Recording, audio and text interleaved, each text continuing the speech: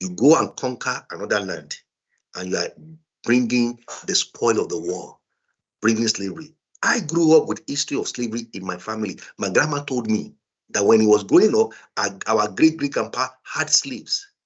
Imagine that. Before the white man came.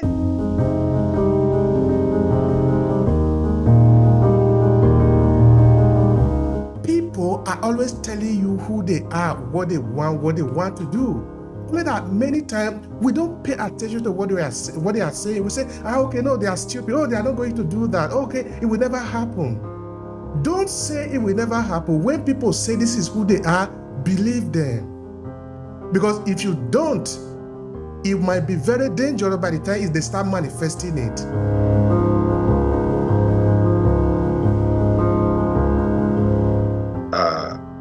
Any form of technological advancement without spiritual intelligence cannot be managed effectively.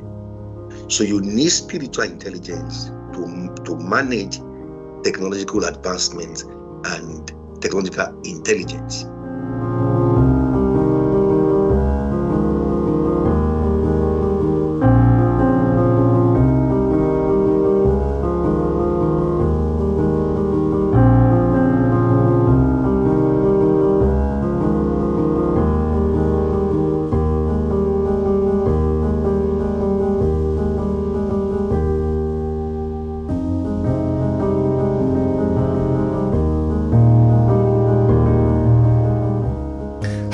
Thank you for checking out Obehi Podcast. We encourage people to own their story and share it with the world to expand their purpose. Before we start this presentation, I have something to quickly share with you. Are you a purpose-driven entrepreneur? Do you want to cut across the noise and attract your ideal client by leveraging your own story? Then pay attention. I have a signature program that can help you own your story. A 5-step transformative journey to reshape your professional and business narrative for success in less than 90 days. And it's available at academy.aclasses.org/story. This is what we have understood. Storytelling is the most powerful instrument known to man. And this is what that could mean to you. You can either own your story and use it to advance your purpose in your business and professional life, or someone else will do. The choice is yours. Now let's get started with today's episode of the Obehi Podcast. I want to thank all of you that are joining us in this conversation. Today we are talking about something that I considered very important because I remember now a book that I read by James Allen. The book is As a Man Thinketh. James Allen was saying in this book that the slave and the enslaver are both tied by the same rope. In that, if you want to dominate over another person, remember that there is a price to pay. And the price sometimes can be very heavy on you. Either you risk hurting even yourself, even as you are hurting the other people. And of course, this depends now on how we are even able to understand that or interpret that. Because somehow, or some part in our spirituality, we understand it that we are one and the same. The energy that we call life is actually one, so that we are all tapping into it. If you are destroying another human being, you are actually destroying yourself.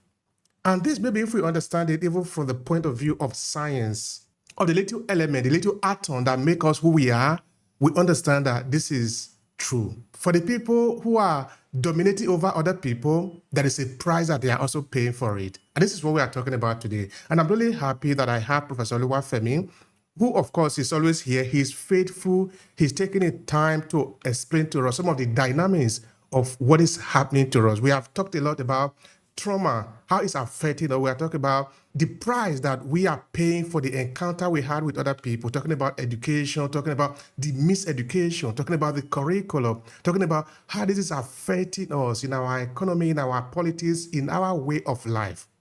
Nothing here is just at random. Everything we do have consequences. And this is from the point of view we are going to be talking today.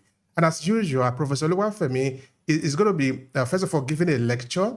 And from that lecture, we move into the Q&A session where we expand more on the conversation. So, Professor Ambassador Oluwafemi, I want to thank you so much for joining us in this conversation. We are not taking your presence for granted at all. Please, could you say something about yourself and then move on to the lecture? Thank you, Mr. Obi, for this opportunity. My name is Oluwafemi Esan. I'm a professor of transpersonal psychology and the principal consultant at the Transpersonal Mental Clinic, a clinic that is based on psychology or spirituality approach to mental health.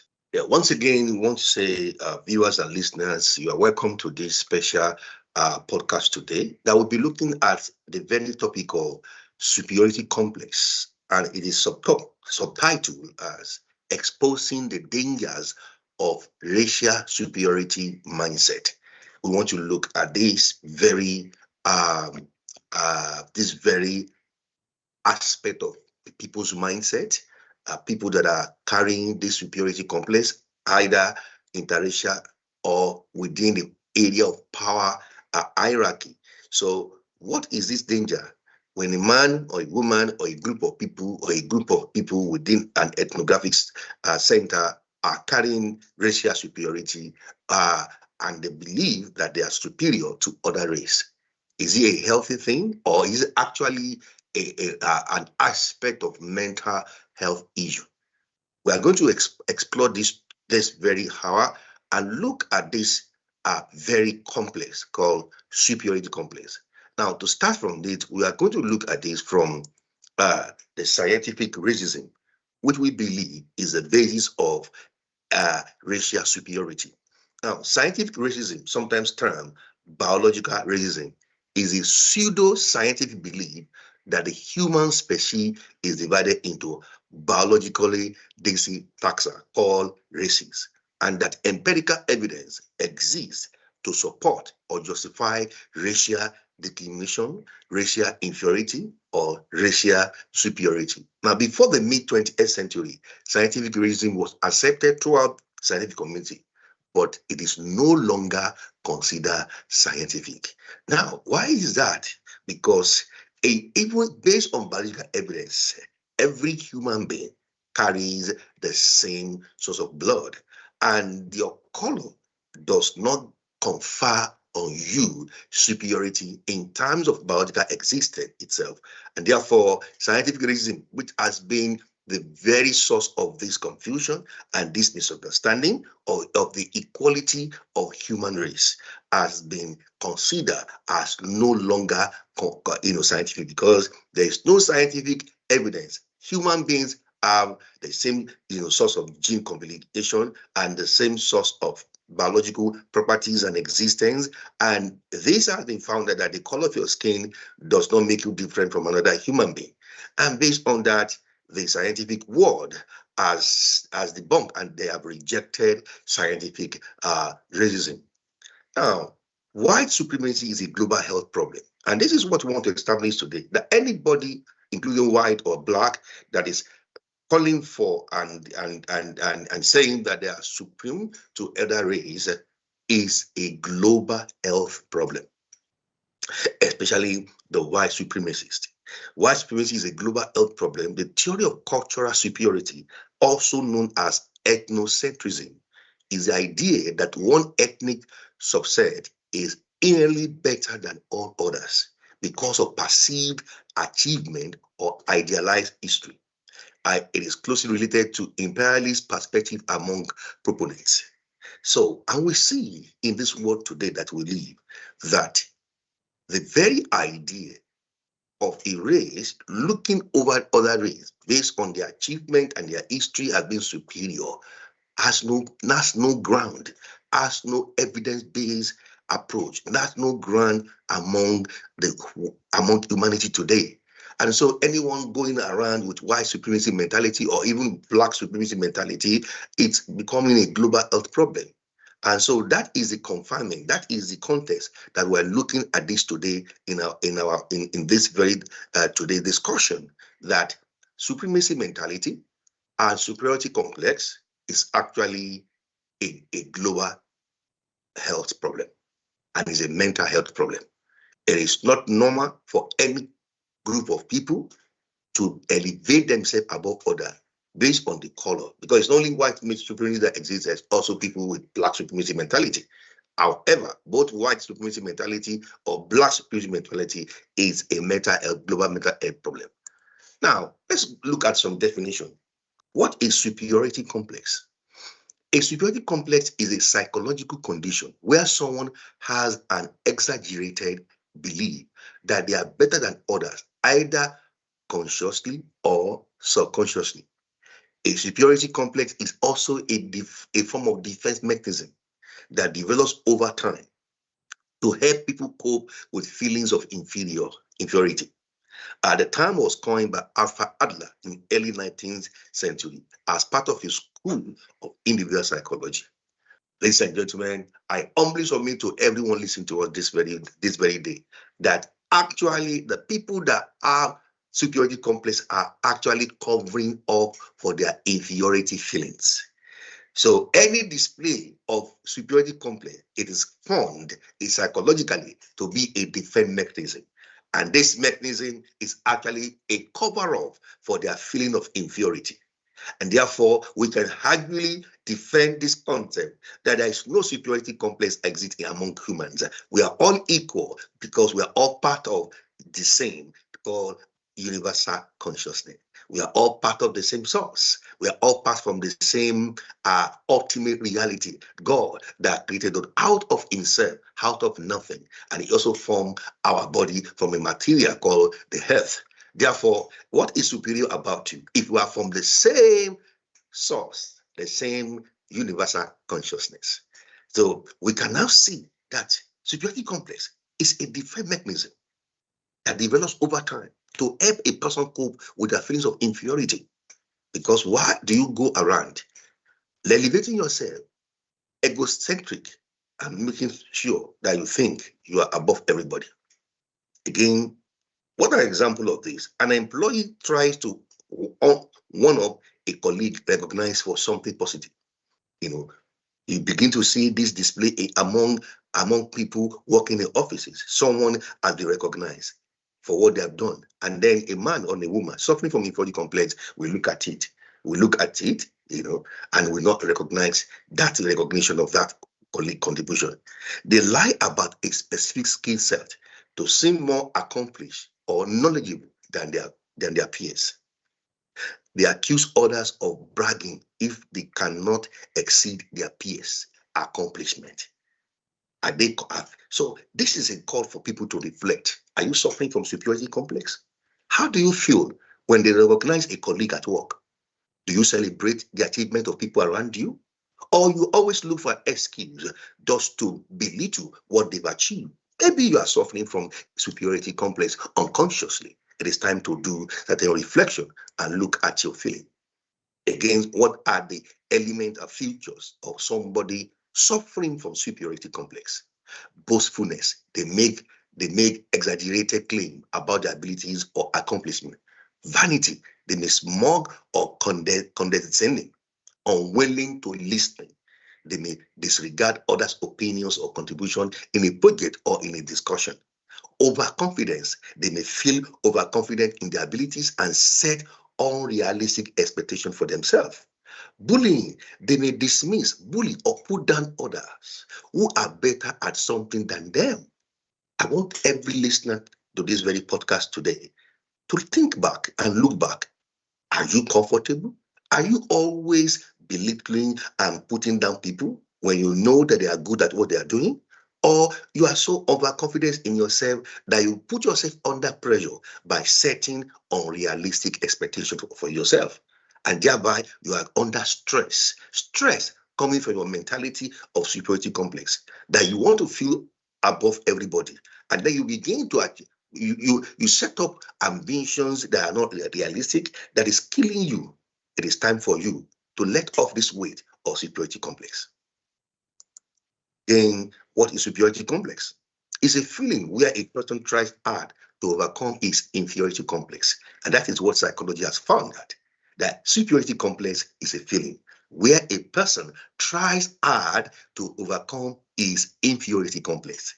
Superiority complex develops when a person who suffers from inferiority complex decides to act superior in order to mask his inferiority. This is the fundamental condition of this mental health conditioning is a superiority complex.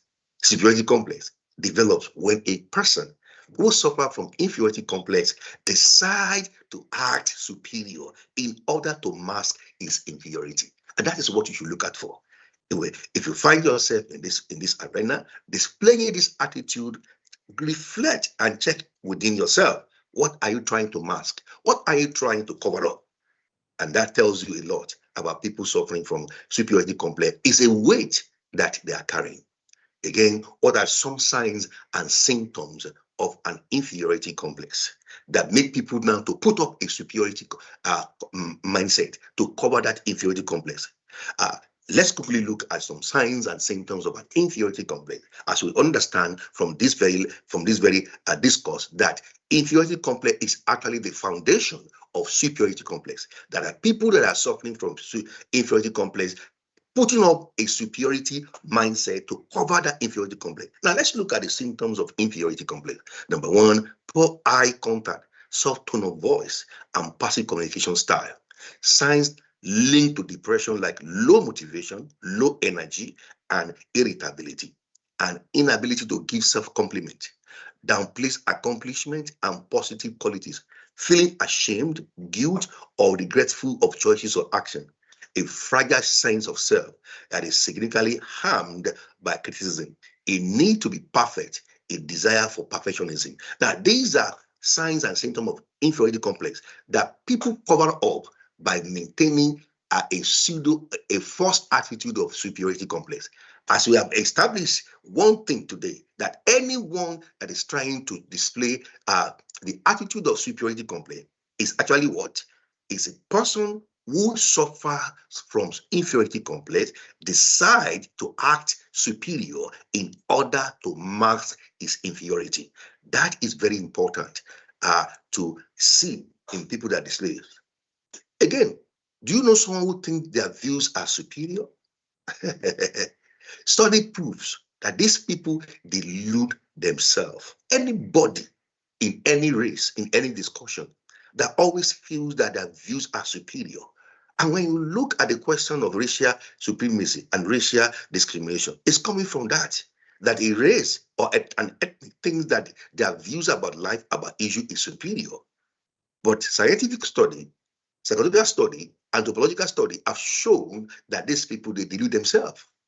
So if you wake up in the morning and then you think that your views are superior to every other people on this planet, or to your colleague at work, or to people in your family, or to people in your religious gathering or in your ethnic gathering, and you always think that you have a superior information or you have a superior revelation above every other body, be careful. These are signs of delusion, and these are signs of mental health condition that one has to watch out and seek counseling for. Again, a person with superiority complex personality disorder has an exaggerated feeling of self-importance. It is not that people should not celebrate who they are, but you have to be careful, because the true definition of humility is the ability to accept your weakness and celebrate your strength. Nobody is a perfect finished product. We are all work in progress. And the area of strength starts from acknowledging your strengths and your weaknesses. However, if a person is suffering from superiority complex personality disorder, what happens in them is that they are always going with an exaggerated feeling of self-importance. You will see them, they will walk into an office or walk into a place with their shoulder eyes, with their nose up there, as if they are the most important thing that ever happened to humanity. Or they try to cover it up in their discussion, in their tone of voice, and they make sure to downplay and to distract other people's contribution in the discussion. They have an exaggerated feeling of self-importance. This is actually a mental health condition. What is the root cause of superiority complex? It's a form of defense mechanism. Now, people may develop a superiority complex as a defense mechanism to mask what? Feelings of inferiority. I want us to establish this, that anyone, any race, any group of people or individual that are displaying the mental attitude of superiority complex is actually a form of defense mechanism. Why? Because they are masking the feeling of inferiority. Now, this could be due to a person's upbringing, which may lead to feeling of inferiority that they overcompensate for when they reach school age. And again, you can trace it off to our childhood. A person's childhood experience can lead to development of superiority complex as a defense mechanism if this very individual has been, has been maltreated. They've gone through childhood trauma. They've been humiliated, and their sense of self has been badly damaged during their childhood. They may, most of the time, they end up in their adulthood creating a complex, a superiority complex as a mask. Now, you can see this in the history of political dictatorship. History shows that most dictators that are suffering from superiority complex and that they use power as a tool, as a weapon to dominate people around them, their childhood reveals, most of them, their childhood reveal that they've suffered humiliation, betrayal, and so they are carrying the trauma. And therefore, they grew up with a superiority complex that lead to dictatorship, and they seize power to cover up the feeling of inferiority. And this is very important. Again, you can trace superiority complex development into what? Childhood trauma. People with this type of superiority complex may have boastful attitude and exaggerated opinions of themselves, but they may not be consciously hiding their low self-esteem. And that is where it's coming from. Because it is low self-esteem is one of the features of inferiority complex that leads to people pushing up superiority complex mindset as a mask or a cover-up. So actually, when you look at people displaying superiority complex mentality, if you watch them very well, you will notice that they are suffering from low self-esteem. And so they brag and they are boastful of their achievement, and they use that to cover up. And so causes of superiority complex, a person's upbringing may contribute to that. You say that to a superiority complex. The behavior that occur with superiority complex can also be sign of other mental health condition, and that is truth. Because superiority complex mentality is actually a mental health condition because it is not normal, and it's a weight that they carry, mostly coming from the childhood trauma that has not been treated or explored. They also have an inflated sense of self. Now, people with a superiority complex may genuinely believe they are more successful than others, even if there is no evidence to support this. This is quite interesting. This could be due to too much positive reinforcement at a young age, which may have led to an inflated sense of self. Now, this very section is for parenting. We have to be very careful how we give our children a compliment.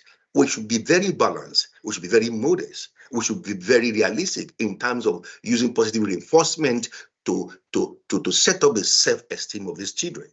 A lot of children are being given false sense of self by inflating their sense of self through overcompensating for positive reinforcement. That is, over-exaggerating the achievement of a child. You have to be very careful so that that child will maintain humility and be able to accept their areas of development. So when we are giving positive reinforcement and giving positive feedback, we should be very careful, be realistic and be modest, and then make sure that we balance it up. Let the child know his strength and also let him know areas of weakness that he has to develop. That is very important. Enjoying games when they are winning, but thinking the game is stupid when they are losing. Those are people with inflated sense of self. And we see this a lot in adults. You love this game, but when you are losing, the game is no more relevant to you. Trying to shut down the competition, throwing shade at winners. When people win around you, how do you feel? Or you throw shade at the people that win because you are not happy. These are signs of superiority complex and inflated sense of self. We should celebrate people's achievement. We should acknowledge that life is about winning. Sometimes you win, sometimes you lose. It's normal to lose, it's normal to win. And when you lose, you work on your weaknesses to improve in the next competition. But when you always throwing shit at people that win around you and you don't acknowledge and you don't celebrate people winning in life, it's very dangerous. These are signs of superiority complex. Now, overreacting to losing because it triggered their insecurities and made them feel stupid. And that comes with this very concept. An ideologue is someone who has very strong beliefs or opinions and stubbornly stick to them no matter what. Are you an ideologue? You have a very strong belief or opinion about an issue, and you stubbornly stick to them, even in the face of contradicting evidences. These are signs of superiority complex mental health issue. And ideology we insist they are right, even when evidence suggests they might be wrong. And if you call someone ideologue, it's an insult. They insist they are right when evidence suggests they might be wrong. That is egocentric, and that is superiority complex mindset. When you are wrong, accept you are wrong, and then you say sorry. Especially when there are overwhelming evidence in front of you that your opinion, your thought, and your thinking on this very particular issue is wrong. But no, their ego is bruised. They will continue to stick to their stubborn belief or opinion. These are signs of dangerous mental health condition, that this person is suffering from. Now we move to a very sensitive issue in the world that we live today. Racial superiority. What is racial superiority? Racial superiority is the belief that one race is superior to another. It is related to racism, which can also include xenophobia, communalism, and cultural racism. Xenophobia is when members of an in-group fear or act aggressively towards members of an out-group. Cultural racism is when people widely accept stereotypes about different ethnic or population groups. We see this as a global health issue today in the world. Racial superiority is happening in our world today. And our goal today in this podcast is to expose the danger of racial superiority and to let the whole world know that going by this, it will cause damage to our political development and into every aspect of human race. Racial superiority that believe that you are superior to another, that based on your cultural superiority, that you believe your culture is superior. No. This is a false belief system. We have established again that superiority complex is actually covering up for inferiority complex. Why do you think your race is superior to another race? Why do you think your culture is superior to other culture? Because you are covering up something. You believe you are superior. Why you think you are superior? It's because of your technological advancement or civilization. But the truth be told, that there is what? Unity in diversity. Every race is unique, and they are unique in their existence. They are unique in their value system, and we have to celebrate and respect our racial uniqueness. In this regard, you can see again that all of us coming from the same source, from the same word source, ultimate reality, universal consciousness. There is nothing called racial superiority. It's a false pseudo belief system. And people going about thinking that they are racially superior because of the technological advancement or achievement of their race, those individuals are actually covering up for their inferiority complex in their life. Why are you leading your race as being superior? Check your life. You are covering up and masking your inferiority feeling, and that's why you believe in racial superiority. Supremacism is the belief that a certain group of people is superior to all others. The supposed superior people can be defined by age, gender, race, ethnicity, religion, sexual orientation, language, social class, ideology, nationality, culture, or belong to another part of a particular population. Nobody is superior. No race is superior. We are all beautiful in our diversity. We are all from the same source, that is universal consciousness. Our uniqueness is what makes us beautiful. Our uniqueness is what makes us special. Every ethnic, every race is unique, and we are all part of the same. And this is the understanding that we need to stop the divide and this discrimination in the world today. What is the word for ethnic superiority? It is believed that one's ethnic group is superior to another. For example, ethnocentric individuals believe they are better than other individuals for reasons based solely on their heritage. You can imagine that, just because of their heritage. Not based on even your skills, your achievements is not a criteria for you to feel superior over the next person. No, because every individual is unique.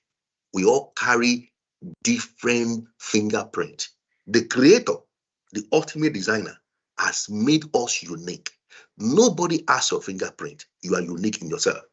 And therefore, nobody can make you feel inferior without your permission.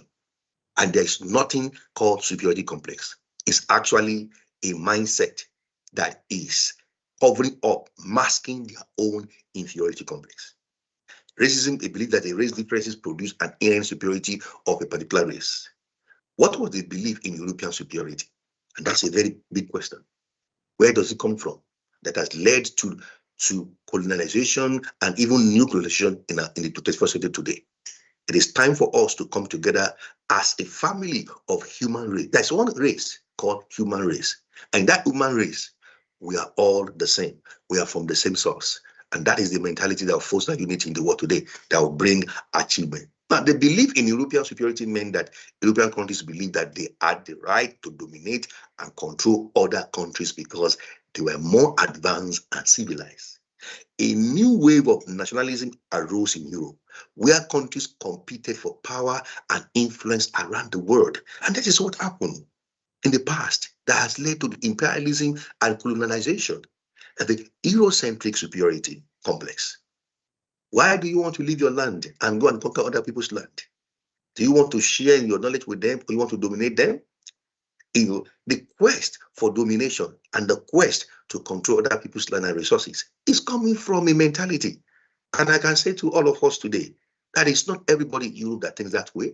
A group of people that are power drunk, that have got to power, to political power, that are personally suffering from inferiority complex, they're the one that make this movement. Because the people in Europe are beautiful people. They are wonderful people in every continent.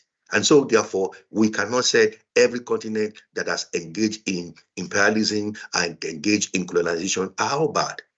We should not use that to color everybody, because it are harmful people in political power that made that decision. And today, we all know that the world has become a global village. We know that the unity of the world is what we need to maximize the potential of humanity. Now, what is the solution to racial superiority? What is the solution to racial ethnocentric superiority? We approach this from transpersonal psychology. And this is known as the psychology of spirituality, that talks about the connection between the mind, the body, and the spirit. And we are talking about what is actually the essential nature of humanity. Humanity is based on the concept of spiritual identity.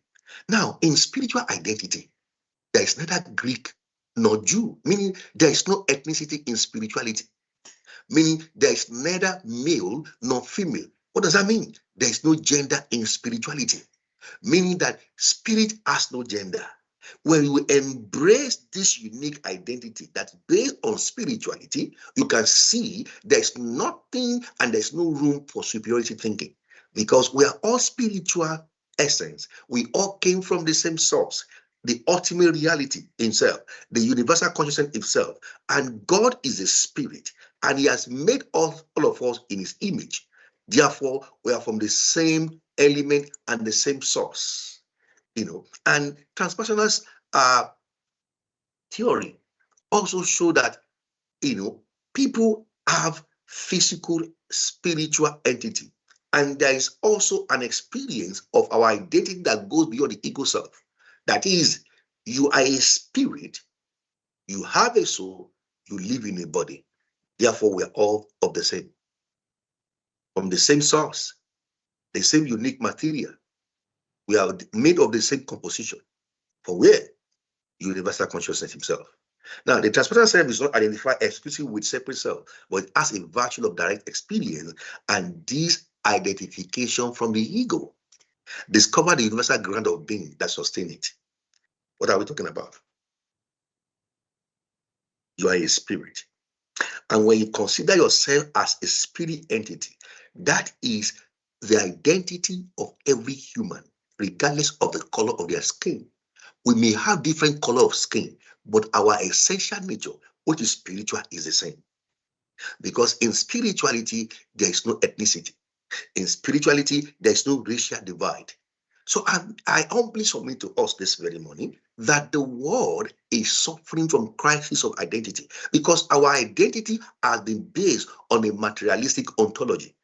And once you base your identity on your materialistic ontology expressed through your biological self, you will always think that you are different and you are superior because you are operating your self-determination, and the source of your self-definition is a materialistic ontology. That is, you see yourself as mind and body. But when you understand that there's a spiritual scale of self-identity that measures the degree to which a description of oneself entails depicting oneself as a spiritual person having a relationship with God. And this is a cure for superiority complex and racial superiority. It is the changing and the paradigm shift in understanding that the true nature of humanity is a spiritual self and has a relationship with God, and that God is the source of everything that He has created. So understanding all this makes us to come to a place of knowing fully well that we are all sons of God. And then I'm going to end up this very discourse this morning with the biblical psychology approach that clearly came in the Torah. The Torah from Judaism, which is an indigenous religion of the Jewish people, claims that ye are gods. Now, this very phrase appears in the King James Version of the Bible, which reads, I have said, ye are gods, and all of you are children of the Most High. And the verse continues, but he said, ye will die like men and fall like one of the princes. Why? Because you don't believe you are God. If you are operating like men, that is, you are operating in a materialistic ontology, you will die like ordinary men. But you have to have a change in your paradigm sense of identity, operating in the spiritual ontology that you are God and you are children of the Most High God. And that is all. Now, Yeshua HaMashiach, one of the greatest philosophers of the world, the leader of the New Testament Christian faith, what he said, he repeated the same thing from the Torah. And that's why I say to people that Christianity is from Judaism and is an indigenous religion. So no racial superiority in Christianity. Is an indigenous religion. Yes, Jesus said in John 10:34, during a conversation with Jews, he responded to the Jews' request to reveal his messiahship, and he said, I and the Father are one, and pointed at the Jews' own scripture applied term, Son of God, to others beside God, Son of God. So we are all sons of God. Ye are God and the children of the Most High God. And if we are all sons of God, there is no racial divide, there is no discrimination. We are from the same source, the same essence of who we are. Therefore, there is no room for superiority or racial superiority in the world we live today. Every human being walking on the face of this planet are from the same source. We are all children of God and we're all sons of God. Thank you. Wow, this is a beautiful lecture. Thank you so much, Professor Oluwafemi. This is really a beautiful lecture. Thanks, so sir. It's not, of course, we are going to be looking at the different areas in the conversation, not because you haven't really dealt with it the way it should be. But of course, like it is usually set up here, we're going to tap into some of the key points that you actually have already laid out. The purpose of that, first of all, is so that we can do some repetition. And that repetition is on purpose. The reason for the repetition is so that in case you have missed it before, you're going to get it again now. The second part for that is also so that we can reinforce the lines that are important for us.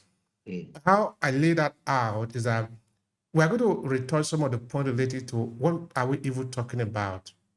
How does it manifest? What are the solutions? Those are the three key points we are going to be looking into. Now, you said something to the effect that racial superiority is coming from a feeling of inferiority complex of some people who, in response to their inferiority, it's not really that we are saying that they are inferior, but that they are feeling inferior. I think people need to get that point clear. It's not really that we are saying that their superiority is coming from the fact that they are inferior. No, that they are feeling inferior. And because they are feeling inferior, they are responding to their feeling of inferiority.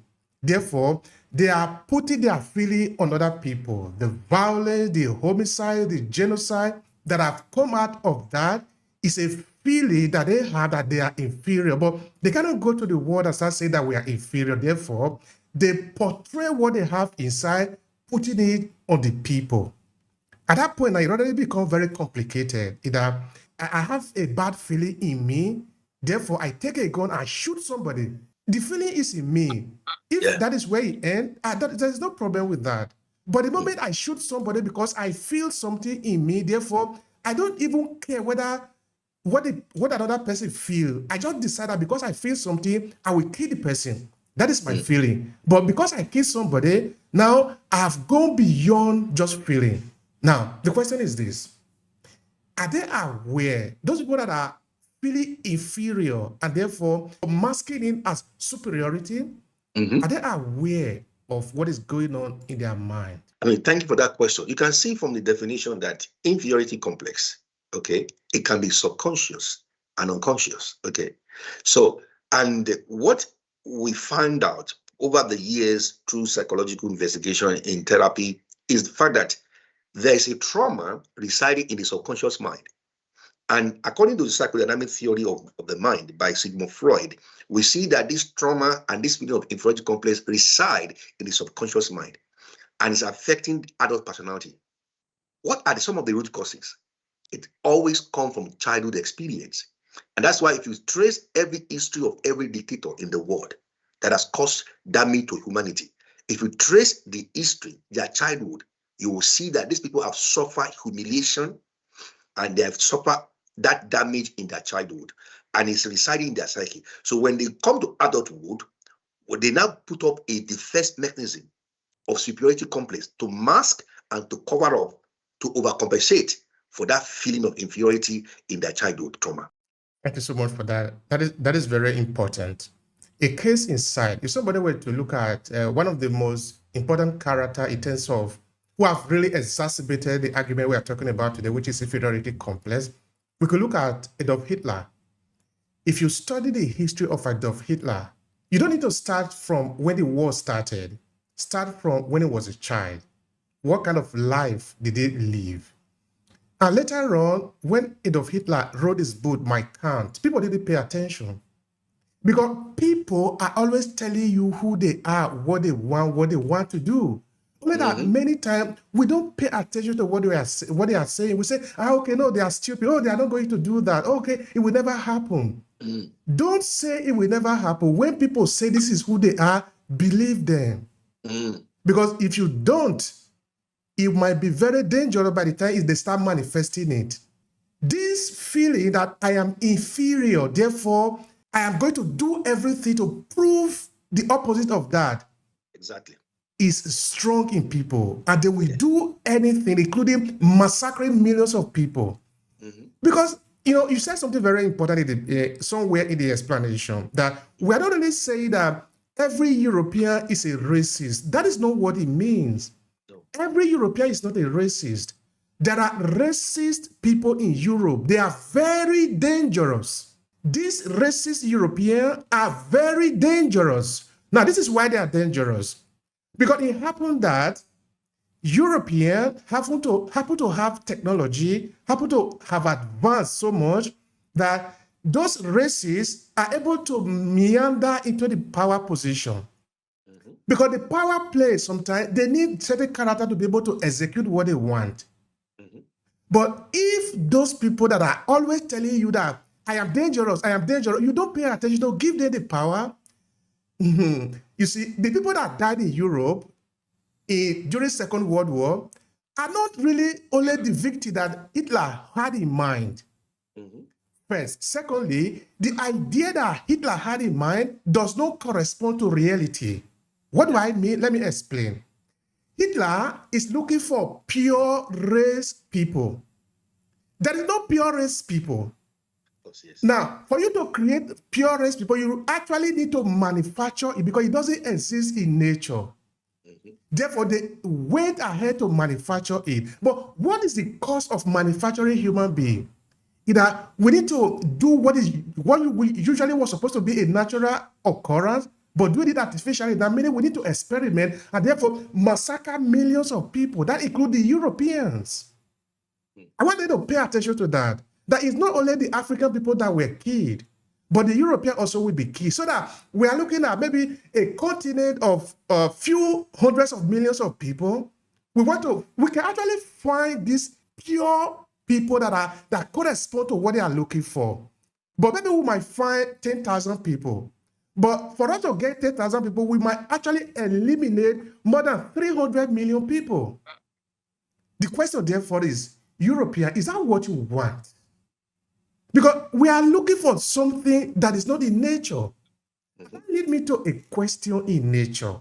Because we are not the only thing that are existing in life. If you look around you, we can look around the chimpanzee, we can look around looking at the elephant, the mosquito, looking at the tortoise, looking at the zebra. Can we find evidence or the lack of it of inferiority complex that maybe we can learn from? I'm not talking of the human being now, I'm talking of other animals.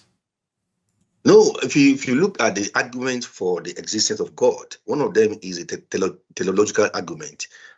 You can see when you look at the design, the intelligent designer. So if you look at nature and everything in nature, you cannot improve on the perfection of God's work. You see that? And there's a philosophy that when you study nature, everything in nature comes with a gift and they exist for a purpose. You may not know the purpose of that very thing, because purpose that is not known will lead to abuse. And the fact that you don't know a purpose of a thing does not mean that thing exists by itself. So when you understand from creationism and from the intelligent designer that everything created in nature has a purpose and they perform a function, and they come into existence with an inherent beauty that they reside in their gift, and we all take from their gift. Look at nature, look at plants, look at animals, all of them came with a gift, and they are all part of the ecosystem. And it is simple logic. If you remove them, you are going to cause an imbalance in the ecosystem.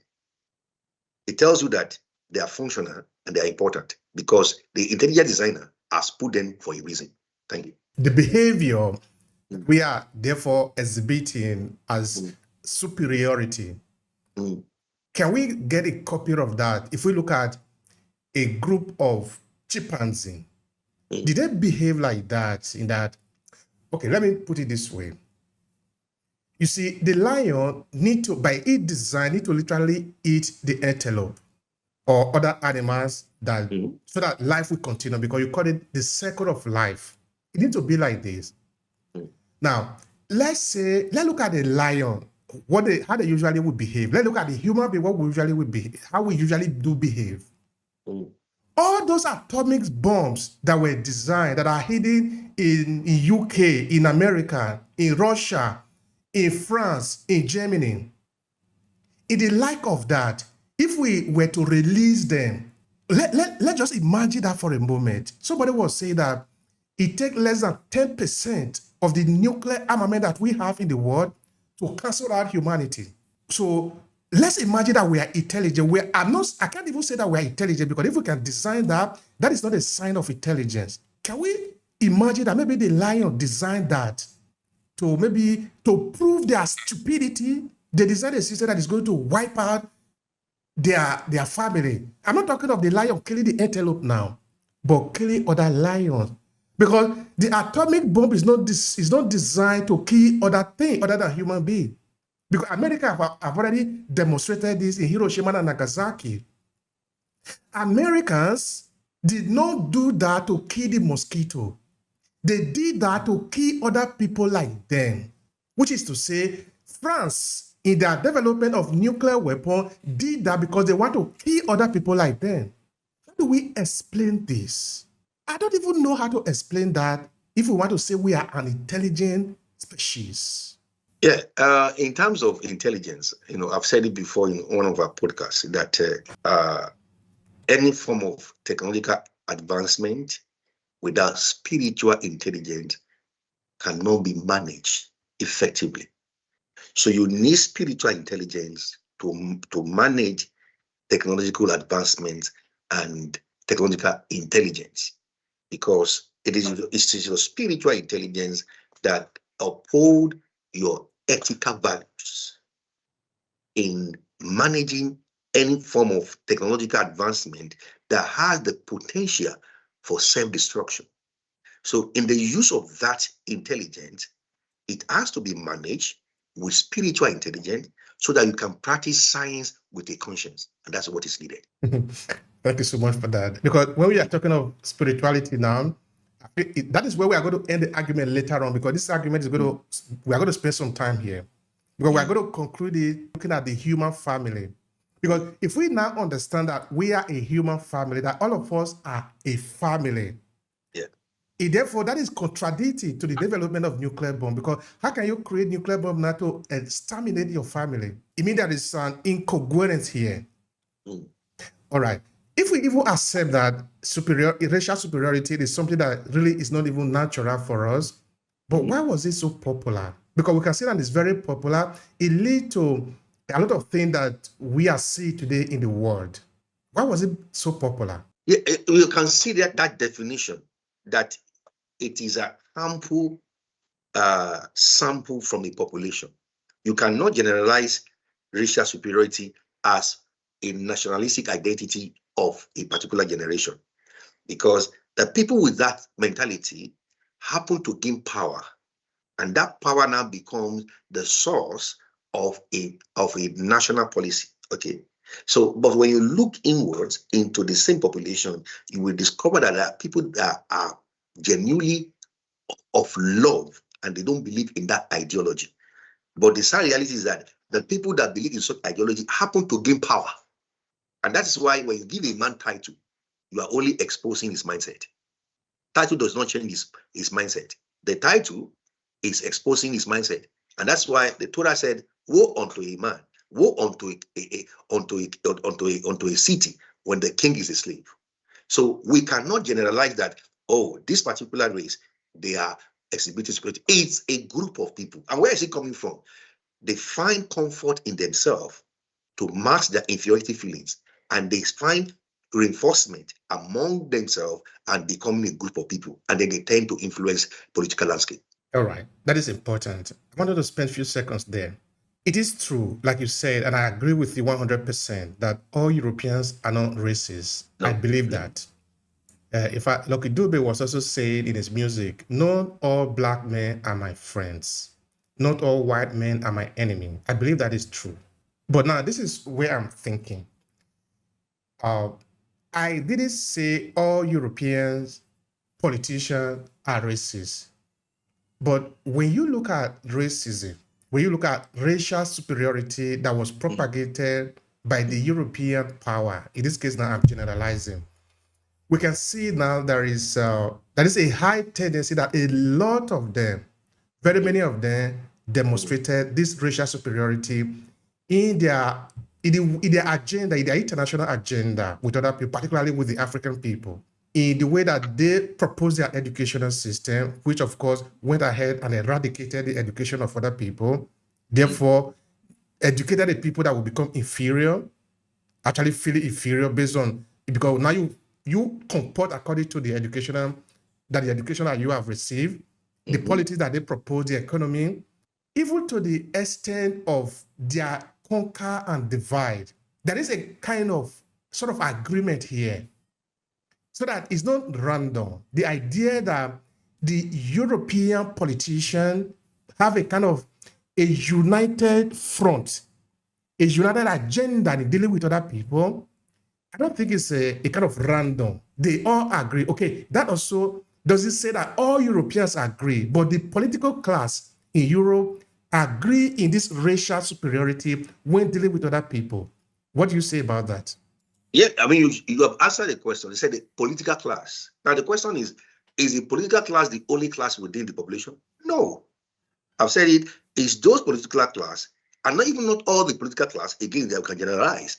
It is the political class that happen to gain power that has enforced that policy of imperialism, because those group of people that gain power are coming into power with their supremacy mindset, and it's purely individual that happen to form a group. and then they form a group that now reinforce their inferiority complex, which they cover up with racial supremacy, and then extend it in their diplomatic agenda to go and conquer the rest of the world for exploitation of natural and human resources. So again, it is the group of people coming together with the belief system. And don't forget, it's from the same political class that also ends slavery, telling you that it's not all political class that are carrying superiority mindset. That is important to note, which is to say now that there are also some European, and that also I can confirm, who are in defense of the universal human family. Yes. Even to the point of even taking up arms to fight against their fellow brother. Exactly. Who have this dangerous agenda. That I can confirm, even though that number is really a minority. We don't see them enough to be able to stand up against what has been. Otherwise, what has been will be difficult to be for a long time.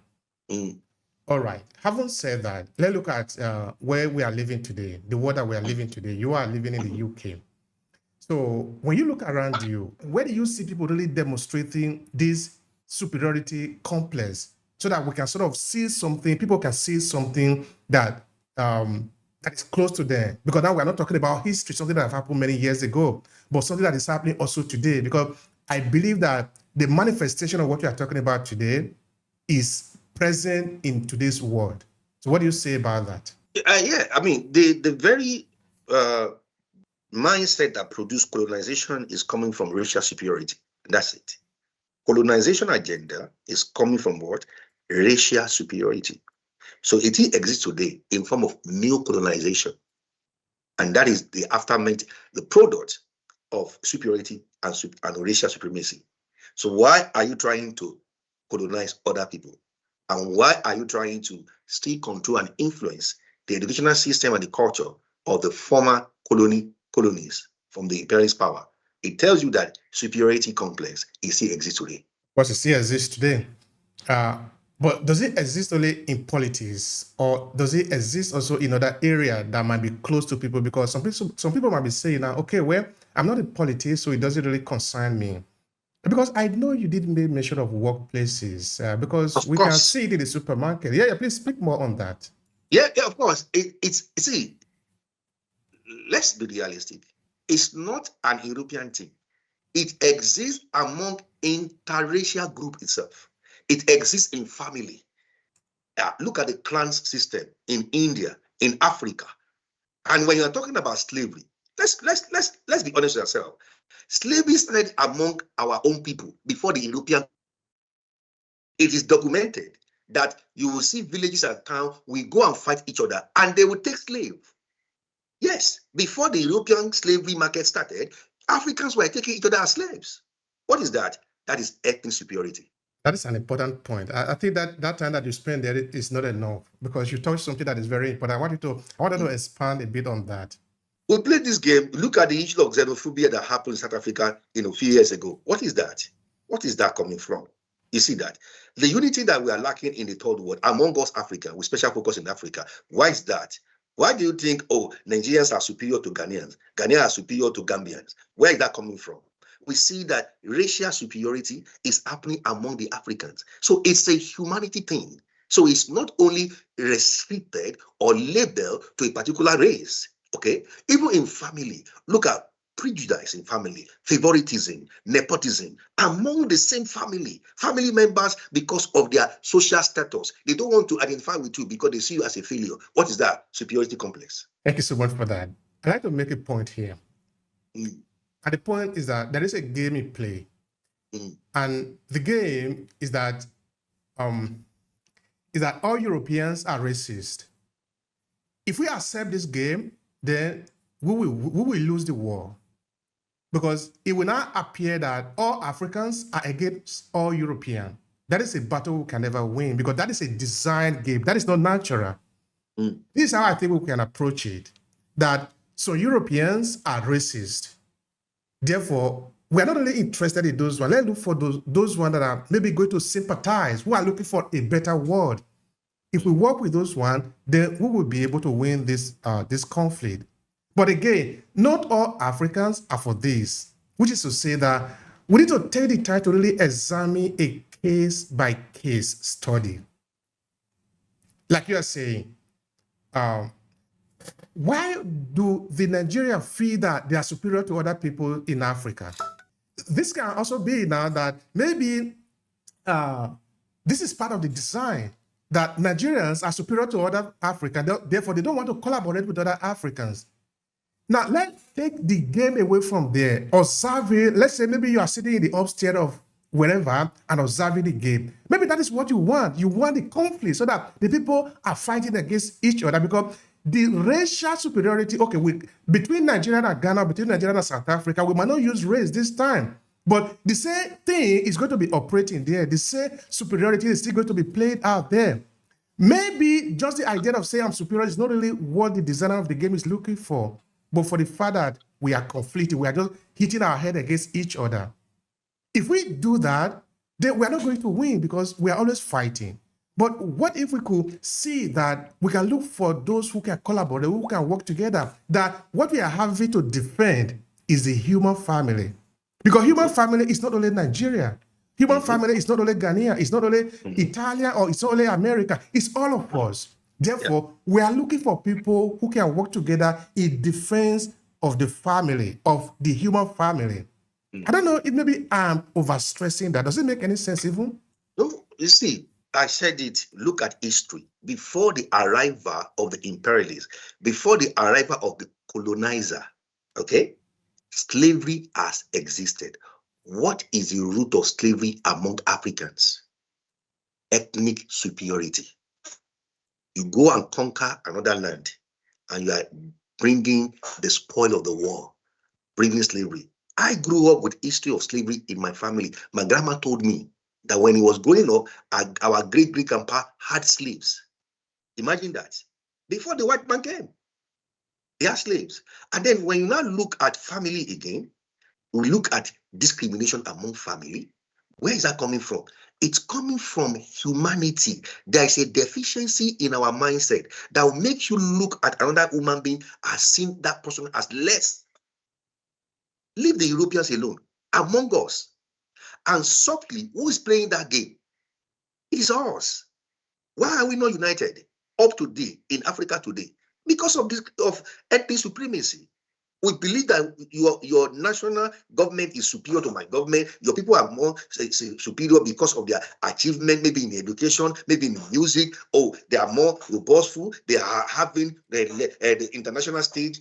And then you neglect the simplicity. The word humility is from the word humus, which simply means be natural. Thank you so much for that. I appreciate that. I really do. We can win if we are fighting for humanity, because humanity have no call. Of course, that is where we are going to at the end of it. This game where everybody is defending itself, that are feeling superior. You said it is heavy. You are carrying a heavy burden. Because you say that you are superior to another person. You are going to do something that is abnormal to prove your point. And you're going to continue to defend that point, which means you are going to continue to do things that are abnormal to defend your abnormal position. Humanity. Yes. It's a weight. What role does ignorance have to play on that? Wow. That's a very powerful statement. It is actually ignorance that make people think they are superior. You are very correct. It is totally ignorant. And it doesn't mean that you are not educated. You can be educated and yet still ignorant, because education is different from literacy. The fact that you can read and write, you can become an illiterate, uneducated individual. Now, what is true education? True education is a universal understanding that diversity is the prerequisite for unity. I'll say it again.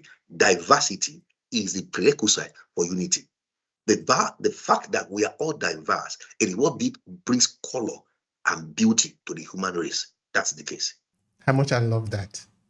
All right, sometime in 2016, I wrote the second book from our project, The Journey, Africans in Verona, or actually a project which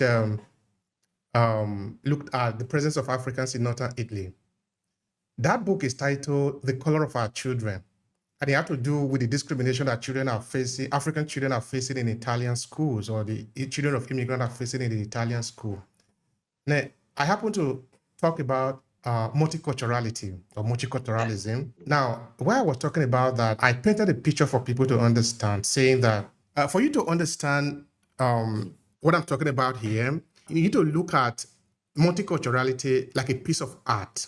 Only that what I'm trying to help you understand there, talking of my audience, is that you are going to look at the word contamination. You're going to look at diversity. You're going to look at multifaceted thing in a piece of art. This can be a music.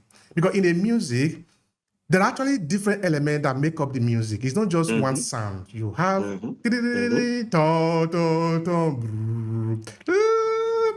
if you then harmonize everything together, it becomes beautiful. Yeah. You yet don't understand it because when you deconstruct it, you begin to see that each of them is actually a bit of different sound, completely different. You see, you can do the same thing if you look at a piece of art. In a piece of art, what makes it beautiful is the contamination. Again, looking at different elements that are crossing at an edge. You have maybe a little bit of white, a little bit of red, a little bit of yellow, a little bit of green. When you put all of them together, it becomes beautiful. I said, if you don't believe me, take a white pen. Now take a white paper. Then write your message in white and make sure everything is in white. I said, try to see. You will not find it beautiful because there is no beauty there. That is called uniformity, where everything is just the same. I said, okay, you don't understand it from there. Okay, take a photo camera. You want to make a photo. You want to take focus. Because focusing in photo camera in the language is that the camera is looking for the line of intersection where there is a contrast. This contrast can be maybe there is a form, which is an image 3D, or maybe just a normal 2D. But there is a difference between the light, a brighter part, and a darker part. If the camera cannot find that, then the camera cannot focus. It's just impossible because everything is flat. I find this very beautiful. That the beauty that we are looking for only happens when there is contradiction, when there are differences, when there are diversities. Thank you so much for that. I really find that very beautiful. Yeah, absolutely. You know, I have my kids are from dual heritage. You know, their mom is Spanish, and just a few days ago we were looking at their faces. You know, they took a picture with their mom, and my daughter actually has the eyes of the mom and my face combined together. So the eyes of the mom and my face, it's such a beauty. And you must see that there's an intelligent designer. You see that diversity combined together gives us harmonious beauty. And that is what we are talking about in this discourse today. Our diversity is our strength as human race, human population. And when we bring our diversity together, and that is what gives us the uniqueness of being human. So humanity is looking for unity in diversity. Thank you. Thank you so much for that. That is a beautiful thing. That's a beautiful thing to say. You take a picture of your son, your daughter, is far more beautiful than you are. Let's be honest. Exactly. But you see, your daughter or your son is coming from you. Is your progenitor. It's coming from you. But it's more beautiful than you are. Yes. So that if we are looking at the Europeans and the African coming together to form a family, the children are absolutely the most beautiful thing that you can find. Because it's a blend of diversity. Yes. You find there now many in Germany, because I think the German government decided to make a policy that favor that sort of. That can also be a rest because of what have happened to them. They are trying to present a different image to the world. And these children now, they are growing. Some of them I think they should be like about 20, 30 years now. They are really very beautiful. But they also represent the future, that they are from both worlds. And they have the right to both worlds. They are both African and European. Yes. That is a beautiful thing. Yeah, the other day, my son, he come to me and he said to me, he said, oh, my mom is white, my dad is black, and I'm mixed. I said, that is beautiful. and then he just realized that he's a mix. He looked at me, he looked at the mom. He said, I said, a mix. I said, yeah, and that's why you are beautiful. You are very handsome.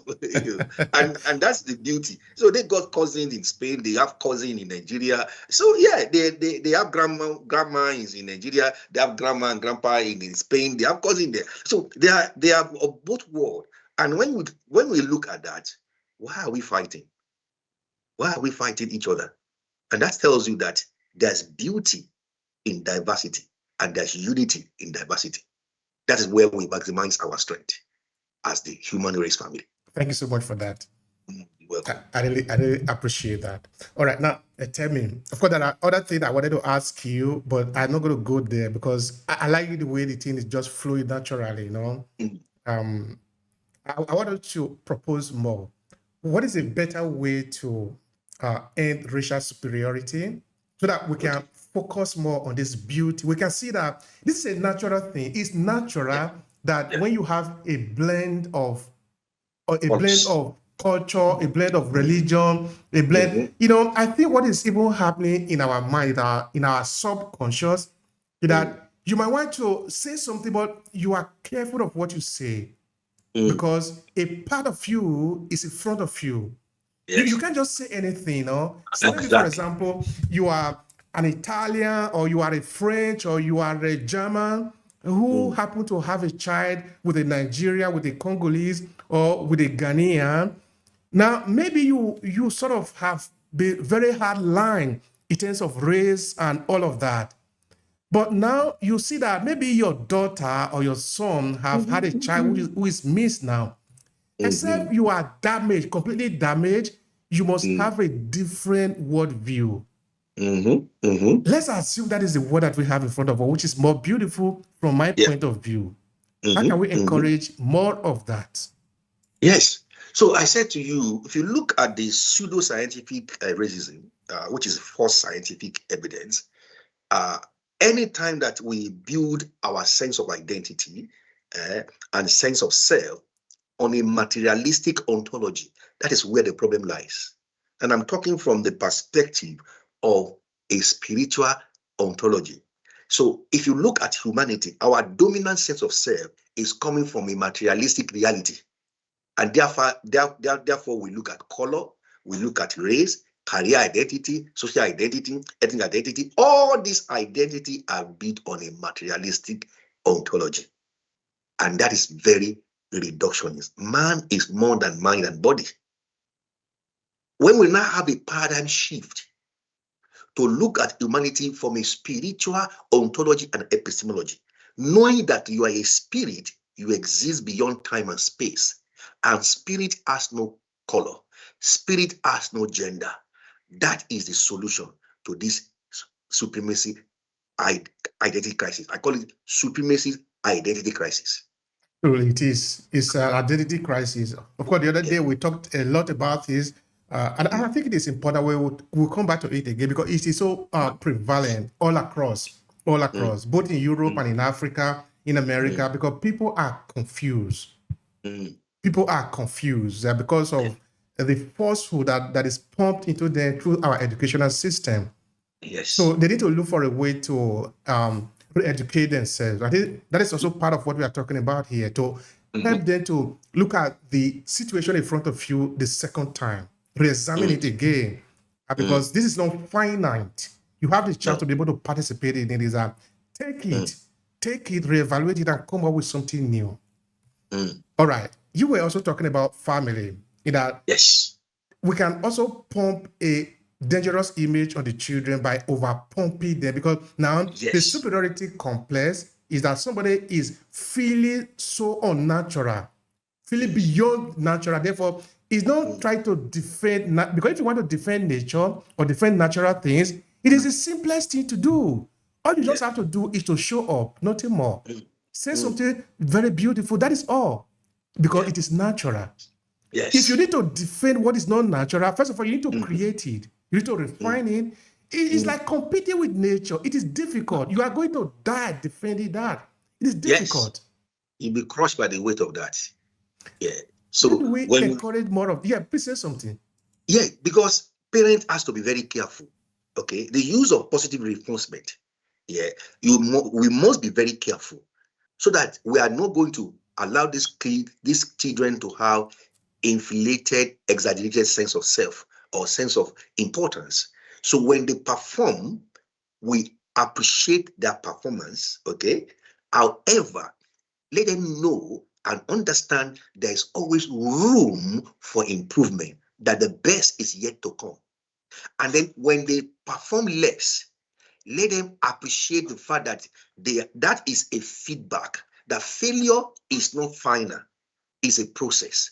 But when we overcompensate that and we begin to exaggerate and begin to hype them, that's the word. It's very dangerous. And that's where you start sowing the seed of this superiority mentality in them. Overhyping kids' performance and ability. No, you celebrate them. However, let them understand there's a room for improvement. Thank you. Thank you so much for that. So like I was saying before, towards the beginning of this Q&A section, I was saying that what we need to defend is not Nigeria or Italy or the United States. What we need to defend is humanity. Yes. What we need to defend is that human being that is beyond color, that is beyond race and beyond gender. Yes. How do we promote more of that in our day-to-day life? Yeah, it's education. Yeah, that's I mean, thank you for this kind of opportunity that you have created, is to have this discussion and to educate people beyond the issue of color and the area of self-identity. So we need more education, more seminar, more workshop, more discussion on the area of identity. Who am I? See, that's the fundamental question. Who am I? Where is the source of my sense of self? My ideology about myself, where is it coming from?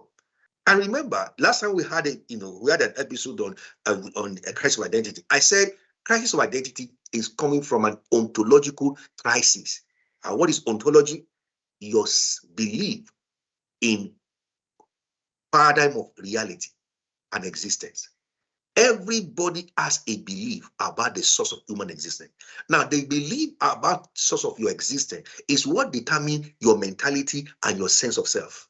Now, if that belief is not grounded in spiritual reality, we are still going to miss it. People will still judge you based on your color, on your career, on your bank account. And when you look at people's definition of self, based on a materialistic ontology, they define themselves on their bank account, their achievement, with their house, the car, and all these materialistic criteria for self-worth we feel with time. Thank you so much for that. I think that is the best message that we can take home. Because if we judge it based on our achievement in terms of material, of course, we always set up a boundary among ourselves because, of course, you are not as rich as I am. I have this beautiful house. Maybe you don't even have any. So we are not in the same grade. But what if we could see it as human being, as humanity, that we don't have any boundary. We don't have time for us. Does it have any limit? No. Now, the way we approach it will become very important now. Yeah. You see, Dr. Tawanda, of course, the guy that we did the episode together the other day, said something important talking about personhood, that we need to go back to redefine who we are. Now, actually, not to redefine, but to understand who we are. That who we are is not limited by just my physical body. No. But what does it mean in relation to where I live, which is a space? Yeah. What does it mean in terms of what I've been before me, which is there for my history, my past, my ancestors, my people? Yeah. Yeah. What does it mean in relation to what is going to come? Yeah. Because if we understand it from that perspective, the nuclear bomb that we have designed, we certainly need to question it now. Because how is that going to, what is it going to mean when what I can give to my children as a gift is war, is conflict, is death, is strength, is it that in the fact that somebody is coming to kill you? What if we could give them an inheritance of peace, of love, of infinite potential in this world? That absolutely you are a friend of the others instead of you are the enemy of them. So you don't just you are a friend, you are part of the same universal consciousness. That is the reality. You see that? I study medicine. I spent 4 years in medical school and I have medical degree in anatomy and physiology. Sir, when you put a dead body of any race, they decompose. they decompose. They smell. Whether it's white or black, it's the same substance. I study biochemistry. It's the same element.